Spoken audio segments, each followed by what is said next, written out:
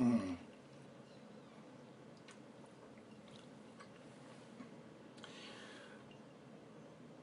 This is really good.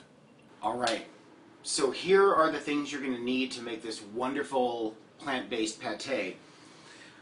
You're going to need about 2 to 2.5 cups of very well-cooked, unsalted, just plain boiled, regular lentils. You're going to need 2 cups of caramelized onions. Now, I use yellow onions. They tend to impart a little bit of a sweeter flavor, a little bit less of an onion bite. It takes about 4 to 6 onions, depending on the size of the onions, to get it caramelized to the equivalent of 2 cups. You're going to need some red miso paste. And this kind of miso is available in most health food stores and even a lot of standard grocery stores nowadays in the health food section, the refrigerated section. You're going to need some ume plum vinegar.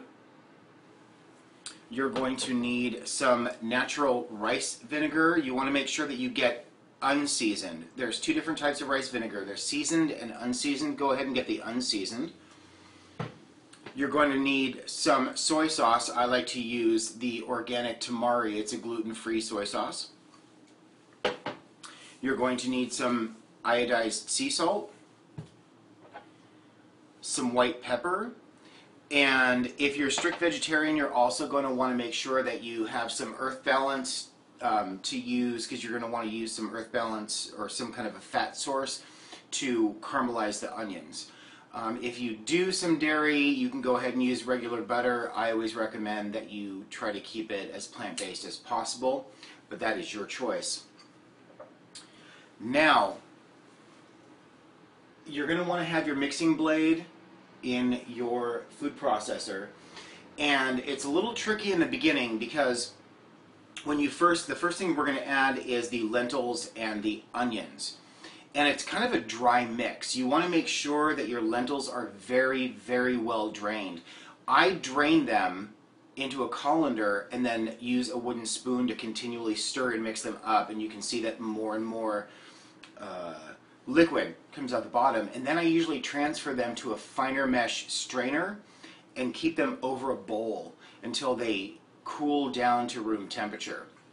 This is important because you really don't want to have too much. The only moisture that you're going to want to have in the mix are the seasonings, like the soy sauce and the vinegars. So you really want to get the lentils as dry as possible. So now we're going to go ahead and start adding our actual flavoring ingredients. The first thing that we're going to want to add is the ume plum vinegar.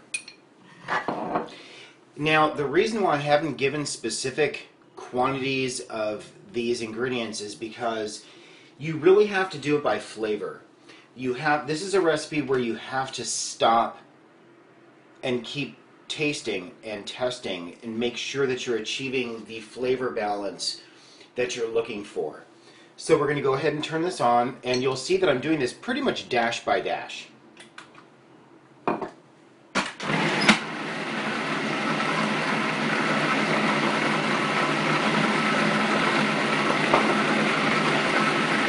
Some soy sauce.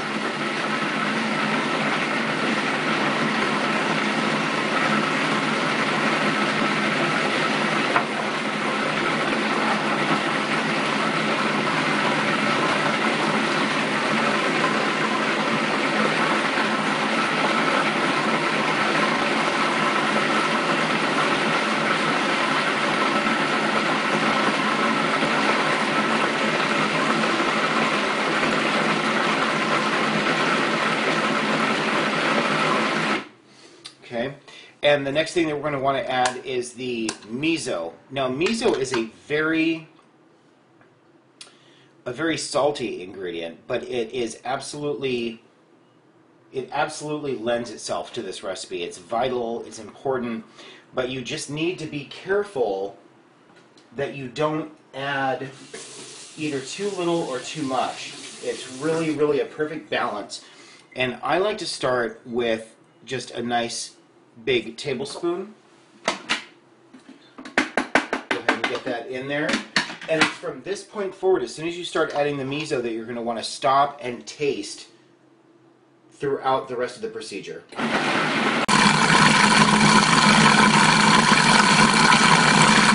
Okay, see how quick that filled in? That's showing that the moisture is a little too high for this recipe, and that's exactly why I've reserved some of the lentils on the side. It collapses way too quick. So now we have some cooked lentils that we can add to this and thicken it up. Processing for quite a while now, as you can tell, and I'm going to add a little bit of the unseasoned rice vinegar and a little bit more of the tamari soy sauce, just a little bit. You really want to keep an eye and make sure that you don't end up having too much salt. It's a salty dish as it is, but you really want to make sure that you don't overdo it. In fact, the sea salt that's part of the recipe is strictly for the final phase if you just need to add a little tiny bit more salt. And I'm going to add probably the equivalent of quarter teaspoon of white pepper at this point. And once again, continue processing.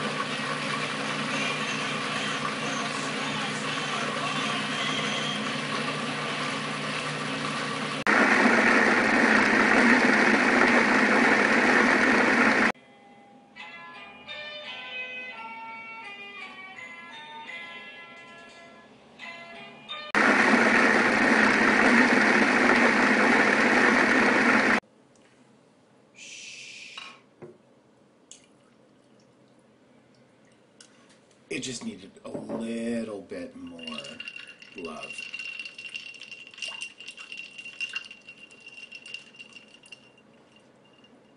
Ugh, too much love. Ugh.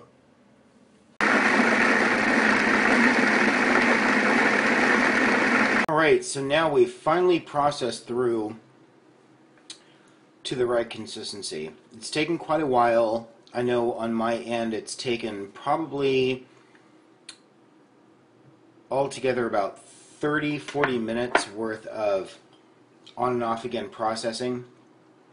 You always want to make sure that you give your machine a break, but look at this rich texture. This is the texture that you want it. It needs to stand on its own. It needs to be rich and decadent and creamy. Perfect to spread on a rustic, fresh baked baguette. I like to sprinkle mine with some slivered almonds. And the reason I like doing that is because it breaks up that creamy texture. When you have a fresh baked baguette, which is, you know, soft, and you're serving it with a pate that is very soft in texture, you want something to break up that monotony. And I think that slivered almonds are the absolute perfect way to achieve that.